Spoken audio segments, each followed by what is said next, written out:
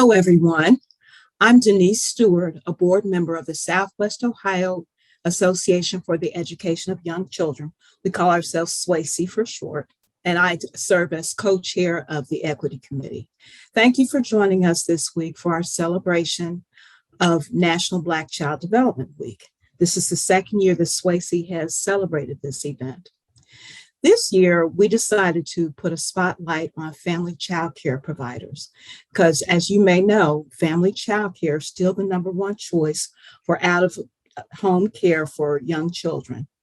I was a user of family child care when I had my first child also. Of course, at that time, you could count the number of child care centers that accepted children under the age of 3 on one hand. But today, this business is growing. More and more families and children are benefiting from the services of family child care providers. Today, we'd like to interview Angela Lyshe-Thierry, who is also a member of the SWOAEYC board and who is a family child care provider. And she has achieved a 5-star rating with Ohio Step Up to Quality. Thank you for joining us today, Angela. Thank you, Denise. I'm very pleased to be here. Glad to have you. Well, first of all, I'd like to ask you, how did you get into this business and how long have you been in business? What led you to the field of family child care? So the name of my business is Kids Are Special People Family Child Care. I am located in Cincinnati, Ohio, and I've been a provider for 27 years. Opening my childcare business was a temporary choice for me. Prior to opening my business, I worked as a full-time data entry operator with Procter & Gamble. And I also worked as a data entry operator and computer operator with Hart Hanks Direct Marketing. The plan was to continue my education to earn my degree in computer programming. During this time of working, I became a mom of 3 children. Having 3 small children at home, I decided to take a break and stay at home to raise my children just for a few years until they were a little older. And during that time, I began babysitting for family and friends to earn money. A friend of mine who was a family child care provider, she mentioned the benefits of becoming a certified family child care provider. And once I gave it some serious thought, I applied.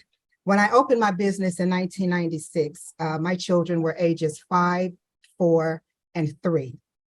I planned on caring for children, again, just until my kids were a little older, and then I would go back to work or school. After time passed, meeting families, caring for children, I realized the need and importance for quality, dependable, nurturing childcare, a childcare program in my community. So my temporary stay-at-home babysitting decision turned into a full-time commitment to children and families. With this change, I also learned that it was more to becoming a professional provider than just caring for kids and raising kids and babysitting kids, which was my experience. So I attended college for child development and early childhood education, as well as countless hours of training and workshops.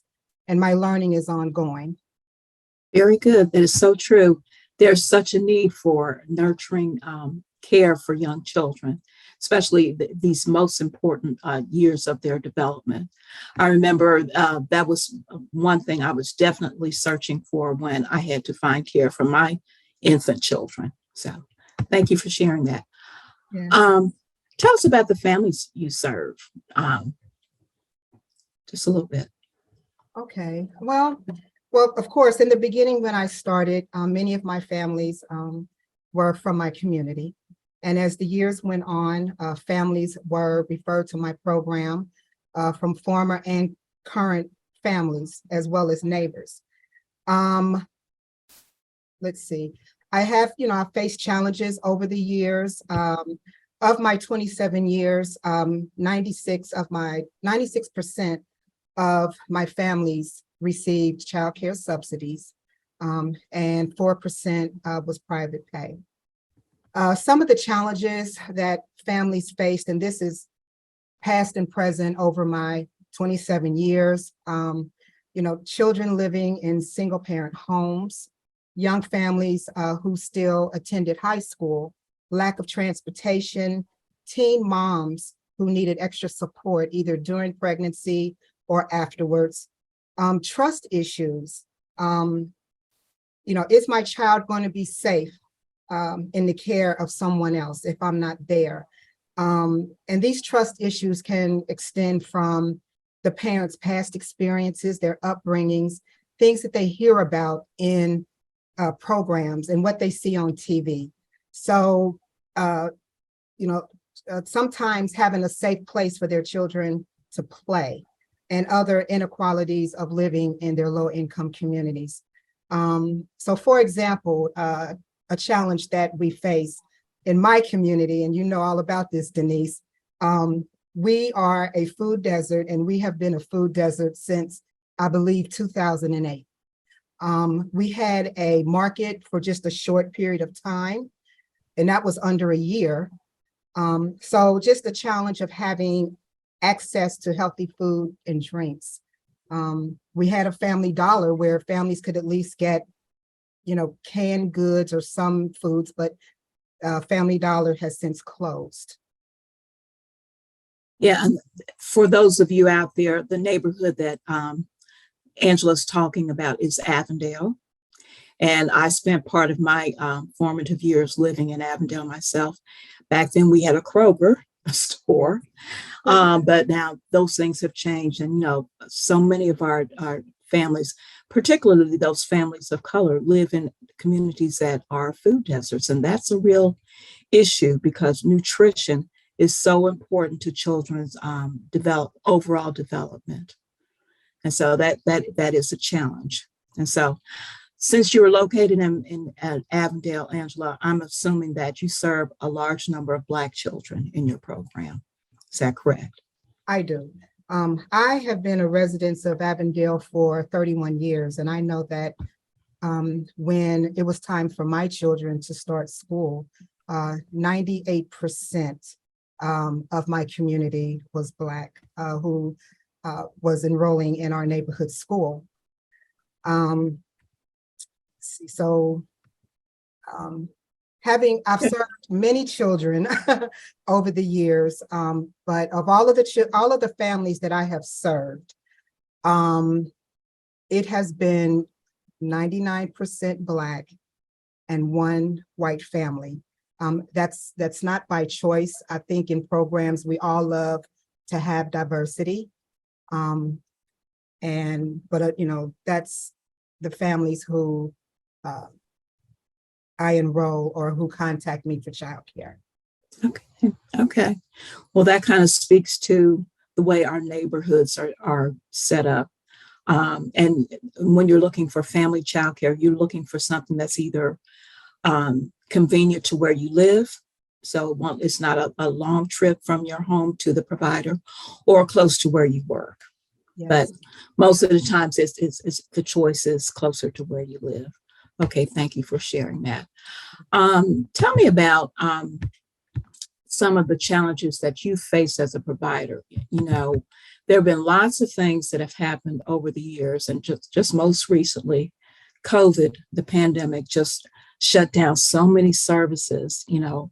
I was a director of, I was working in direct care in center-based childcare at that time, and we had to totally shut down. And that proposed a extremely serious financial challenge for our organization, as well as so many programs across the region. But tell me about some of your challenges as a provider that you faced. How have you overcome them? Are you still suffering in some ways? Just let us know. Well, I work alone. I have no staff. Many type B professional providers, which that just simply means we can care up to 6 children at one time. We work along with those 6 children with no assistance. So that pretty much means we do it all. And because we're business owners, it is our responsibility to have everything that we need for our programs to run smoothly, to maintain compliance, as well as having the income to do it all. Over my years of being a provider, low wages has always been and is still a major challenge. During my time, I believe the year is 2008. It's been a long time, but we did receive 1 wage increase, but we also received 2 wage decreases. Mm. Yes. And another challenge is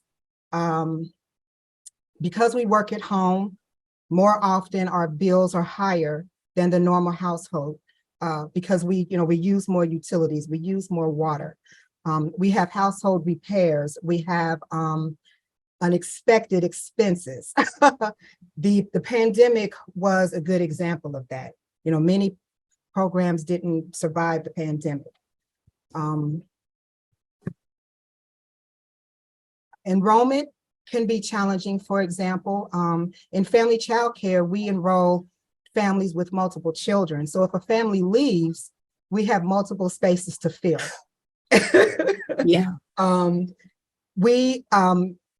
I have learned over the years that, best practices is to have money set aside for those times, maybe 3 months, so that, to give you time to, fill those spots, and then everything can still run smoothly. But again, with changes, with low wages, especially the pandemic, providers may not have that extra money to put aside. So that can be a challenge. I also feel it's not a challenge, but it can be a challenge if it's not addressed appropriately. Having a foundation of open communication, trust and respect with families is key for successful relationships and to minimize conflict. I think that foundation is also important for when we have to have uncomfortable conversations with our families. For example, explaining to a parent that a child may have a developmental delay, or suggesting a referral to a specialist. I feel that they will be more open to listen and accept our words and take the next steps for their child. Sometimes a family may shut down. And I always tell my story of when I was raising my children.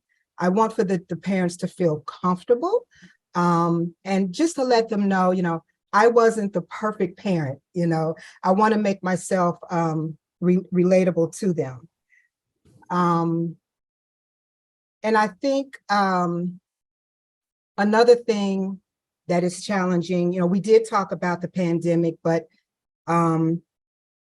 because of the Disabilities Act, sometimes family child care providers may receive a call for a family with a disability, and we can't just, turn that child away. We may have to make accommodations for that child.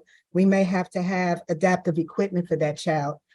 The equipment can be costly, and we may not be able to, get the materials that we need. So just caring for those children, it can be a challenge as well. Those are real challenges. Yeah. Especially you mentioned the difficult conversations that you have to have with families sometimes because you notice a delay or some other special needs that a child may have. Those are very difficult for any child care professional to have, because no parent wants to believe that their child is not perfect. And, Yes. and a lot of parents assume a lot of blame for a condition that their child is born with or develops over time, when really that's not even the case. And also, have you noticed that there has been an increase in children's mental health? You know, we hear so much about the impact of the COVID pandemic on the mental health of young people. There's a lot of research about what's happened to teenagers. You know, I really felt horribly for those young people who were seniors in high school in 2020 when the pandemic shut everything down. They didn't get to experience those things that students typically look forward to during their senior year. And then it's had an impact on younger children as well, because think about virtual learning, you know, and how difficult is for a teacher to maintain the attention of a 3 or a 4-year-old when they're looking at a screen. But have you noticed any, or have parents shared with you anything about the needs of mental health needs that some of their children may have developed? Well, due to the pandemic, everyone in some shape or form suffered. Parents of my school agers, they were concerned about when their children, for example, when their children had the virtual learning, if they didn't have the Wi-Fi platform, if they had, I don't know exactly what it's called, like a watered down platform that may not carry the strength that the program needed for the children to use in the homes. That was an issue. I had families who their children came here because I do provide Wi-Fi to do their lessons. I have a family now where she feels that her preschooler recessed because he was talking and it was a lot of things that he was doing, and now he's, you know, not doing as much as, you know, he used to do. It has affected so many people in so many ways. That is very, very true. And I think another hurdle that Black families in particular might experience is really the lack of Black providers of mental health services. You mentioned earlier about the issue of trust that our families need to have. And, you know, I know that's been an issue in our community for years. And that makes it that much harder for the children to get the service that they need in order to be successful. But hopefully that will change. I don't know if anyone has shared those concerns with you. Yes, trust is a big issue in our community. You know, I've had personal experiences with families where they didn't share specific things, and it, you know, I don't want to, you know, get into the depth of it, but it caused children to feel unsafe under certain circumstances. I mean, just to open that up a little so that the audience can understand, I had a child who was removed from the home. There were some inappropriate things going on. And with my own family, you know, my children were school agers, and my daughter, you know, we are a hugging family. My daughter, she's a hugger, and she would come in and just hug all of the daycare kids. But that child felt uncomfortable. And we didn't know his story. And I had a conversation with the family and explained that, you know, these are some of the reasons why it's not that we're getting in your business. That's in our community, you know, that's, you know, how some people think, you know, I don't want someone in my business. And that's why I feel it's important to just have a foundation of trust from the beginning, so that, again, when we have to have those serious conversations, those uncomfortable conversations, the family can feel comfortable talking with me, so that hopefully I could provide the words or provide the support that they need, Okay, to help that child. right. Trust is the utmost. Okay. Yes. And going back to when we were talking about the challenges faced as a provider, and just one more note that is heartbreaking to me, and just family child care, is that how over the years, how family child care, we haven't been recognized and respected for the work that we do. And, we are an important part of the child care community. And for me, and this may have happened to other providers, but, for me personally, over my younger years as a provider, just being prejudged because of the community that I serve. It's very heartbreaking. And with that, sometimes you feel like you have to overprove yourself that, you are a professional, you are capable of teaching children, but things are improving, but there's still some work that needs to be done. I get that. Recognition is so important. And when I think about our field in general, I still don't believe that the early childhood field doesn't get the recognition that it deserves for all the things that we do, the things that we do for children and for families. I agree with you. Okay. Well, let's switch gears just a little bit. Congratulations again for achieving 5 stars in Step Up to Thank Quality. you. Which is not an easy thing for anyone, any program to achieve. Tell me, why was it that you decided to enroll in Step Up to Quality to try to seek a star rating? Well, what inspired me is I always wanted to provide the best service to children and families, and Step Up to Quality provided a model or a guide to help me work on those areas that I could improve on.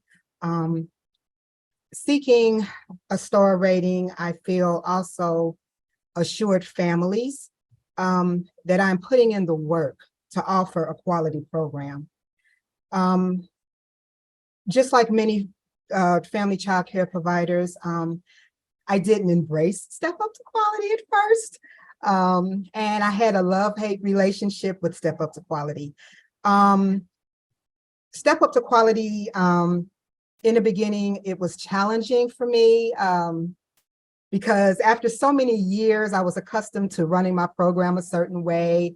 And, I had it set up a certain way, and I kind of wanted to just keep things the way that they were. I felt that, everything was working. I was doing the work that, Step Up to Quality, wants for us to show. But of course, there was more documentation, that was required. It was something new I had to take on. And I did make quality improvement changes in my program.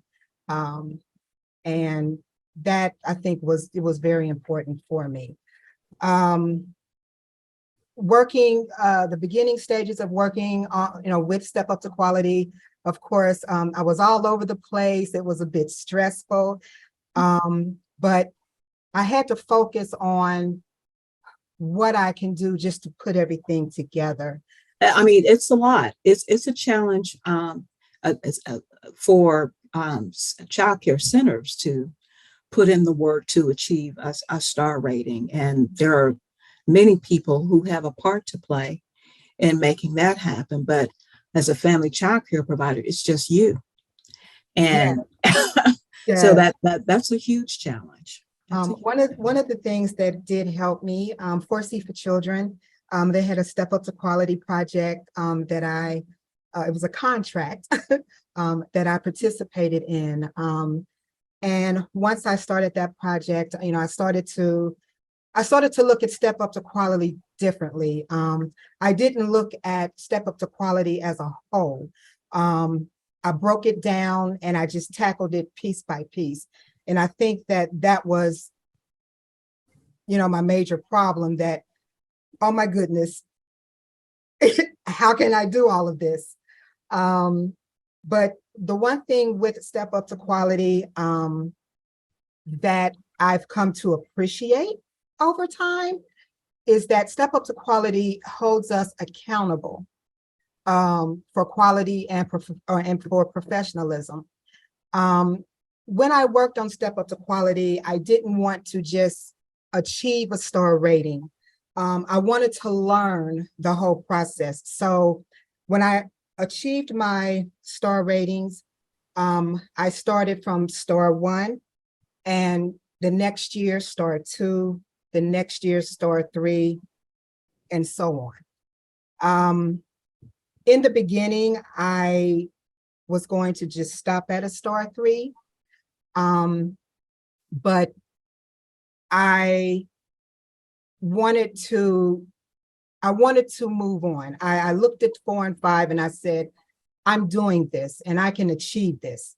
Of course, it's more work, it's more documentation, and I just had to find my way to make it comfortable for me. Star 3 was a challenge. That year, between my husband and I, we had 3 deaths in our family, 3 months in a row. And it was a challenging time, but with the help of my coach, because I was going to just work on a star 1, because at that time, if you were a 3-star rating, you would a 2-star, you would either have to work on a 3-star challenge, a 3-star, or a 1-star.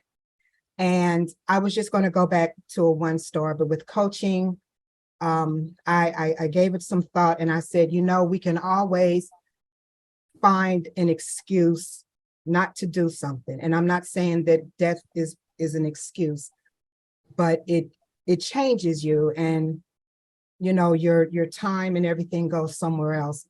But I thought about it and I moved forward and I did receive that 3-star rating. Okay.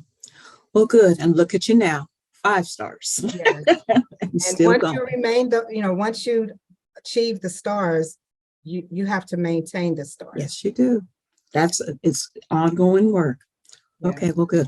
Well, tell us about some of the resources that you found that have helped you to grow as a provider and to maybe improve the quality of your program. Well, I've had a lot of resources. This is just combined over the years.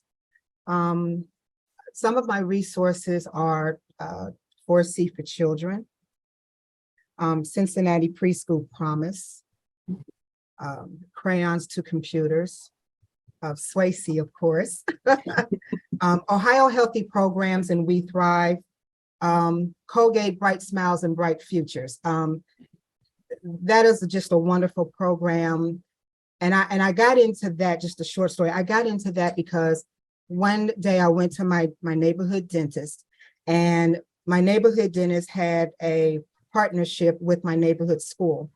And so the children would come, to get their teeth checked and cleaned. And what I found was so many children who were in grade school were getting their teeth pulled, and they had, poor oral health. And so that's something that, I engage my families in, with the oral health. For families, well, one more, which is my local 40203 union. We are an awesome resource for families and for each other. We work on, maintaining compliance. Our union president, Tracy Polinitz, she is excellent with making sure that we know the rules, that we are maintaining the rules for compliance, that if there's any updates coming about, that we know about them. If we have any questions, if she doesn't have the answer, she can take it to the state and get us a thorough answer. Resources for families help me grow. Every Child Succeeds. Over my years of providers, the specialists, they will come into my home and work with the children. That gives me an opportunity to see how they do their job and the things that they do with the children, so that I can continue that with the children in between the week until they come back. Cincinnati Parent Empowerment is a very good resource. That's on Facebook for families. She has everything. The Dolly Parton Imagination Library. There's a lot of children who may not have books in their home, and these books are delivered by mail. And then in Avondale, we do have several community resources for families, breastfeeding and disposable diapers if a family is having a hard time getting the things that they need. Yes. Okay. Sounds like you're really connected to services, not only for you as a professional, but making sure that your families have the resources that they need. Thank you for sharing all of those. And tell me about, you've been in this business for 27 years. Yes. And you mentioned before that you still stay in contact with some of the children who have come through your family child care program. Tell us about some of the accomplishments of the children who've been through your program. Yes, I do stay in contact with many of my families, and it brings me joy to get updates on a lot of the children that I have. Some of the children now call me with their achievements. One story that stands out with me. Of course, there's a lot, but I know that they've been here, and there have been some challenges with children starting kindergarten, and they may have had some challenges after they left my program. I did have a child. He was one of 7, and he had a speech impairment. The speech pathologist, she came to my home once a week to work with him. When he went to kindergarten, the services were supposed to continue. I don't know what happened, but they didn't. The grandmother called me. I believe it may have been mid-year, the second, they don't have quarters, but the second portion of the year, and she needed help. She says he's struggling. He's not getting the speech services that he needs. Is there anything that you can do? Can you call someone? And I did. I called the speech pathologist that used to come to my home. And she said, well, although I don't work in the Cincinnati public school system, let me make some calls and see if we can get him some help. Long story short, the speech did continue for this child. Moving forward, he did attend my program as a school ager during the summer. There was a reading project with 4C for Children, and 4C staff member would come to my home, and we would read books to the preschoolers, but we also included the school agers, because I do have a mixed environment. And so the school agers would read books to the preschoolers and the toddlers. He was very shy. He wasn't confident to read because his siblings used to tease him about his speech impairment. And he wanted to participate, but he was scared. One day, I believe it was the 3rd meeting, he spoke out and he said, I want to read a book, but not this time, maybe the next time. And we encouraged him. The 4C staff member said, well, how about if Miss Faye, works with you to read the book? If there's any words in the book that you're not comfortable with, she can help you and you can read the book. The next meeting, he was a little hesitant, but he read the book. And I was trying to get through this, but it brought me so much joy that he had came so far, and with that, it opened up his personality, where it built his confidence so that he can move forward. And he did in life, he did. Oh, good. I know those stories are so moving. I could share a bunch of them myself, the tears that have come to my eyes when I see what has happened with children who were struggling, but because of our intervention and the encouragement that we gave the families to continue to pursue the services to help them. And then you see what happens, Yeah, Yes. that's wonderful. Thank you for sharing that. Yes. Angela, is there anything else that you'd like to share with us, about family child care? I mean, it's really an important service. I mean, you all, family child care providers, do a lot of work that often is not available through a child care center, like offering second shift care or some in an emergency overnight care for families who have to work those shifts. Can you elaborate on anything like that? Yeah, over my years, I was more so a first shift provider. But as families needed more than that, I did keep children overnight sometimes. I kept children second shift just so that mom could complete her schooling and get her certificate. I enrolled, well, I don't enroll infants too much anymore now, but I enrolled infants so that mom could go back to school. And it was one mom, she was in cosmetology school, and she tried to complete school before she had the baby, but it didn't work out that way. And I kept the child so that she could complete school. I do feel that we are, just as you mentioned earlier, an important role for families so that they can work and go to school and become successful, and so that, and also so that their children could be placed in a safe, secure environment. I know when I first started, there were a lot of families who needed more than just childcare. And my husband would tell me, you're in too deep with this. Sometimes he would say, just terminate the family. And I said, no, I can't, we can't. They need help, they need support. We have cried together.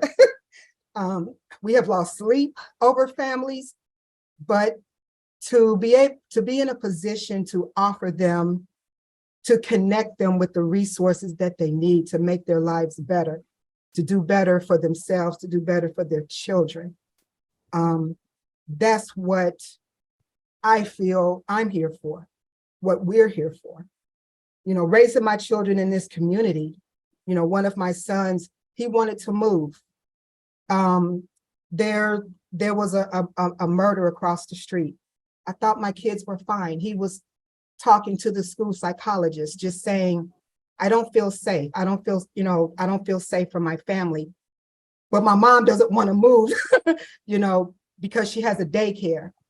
And I didn't realize that he felt that way, but I feel that, and I don't want to step on anyone's toes when I say this, I feel that God placed me here for a reason.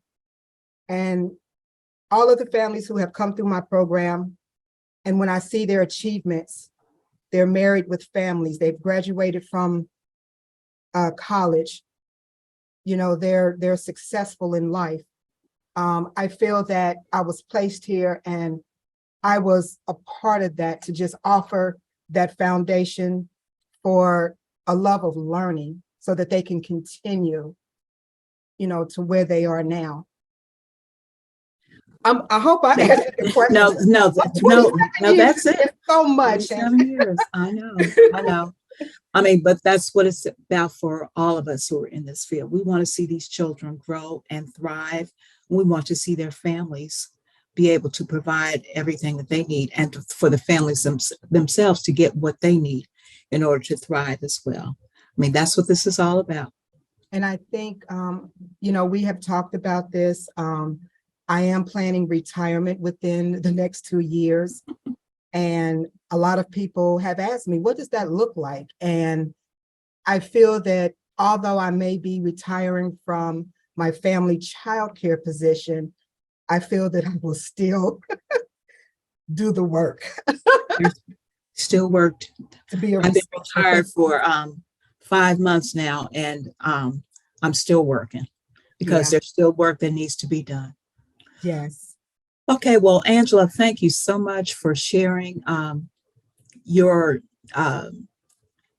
adventure as a family child care provider for almost 3 decades, and some of the successes and some of the challenges and the resources. And I know you mentioned an organization that I'm familiar with several times as a support, SWOAEYC for Children. So shout out to them for all that they do for families and children in our area. Thank you so much for participating today. And I want to thank everyone who's listening. And I want you to stay tuned because we have more to come. Another interview with another family child care provider, as well as some other resources for you to participate in for National Black Child Development Week. Thank you once again, Angela. Thank you.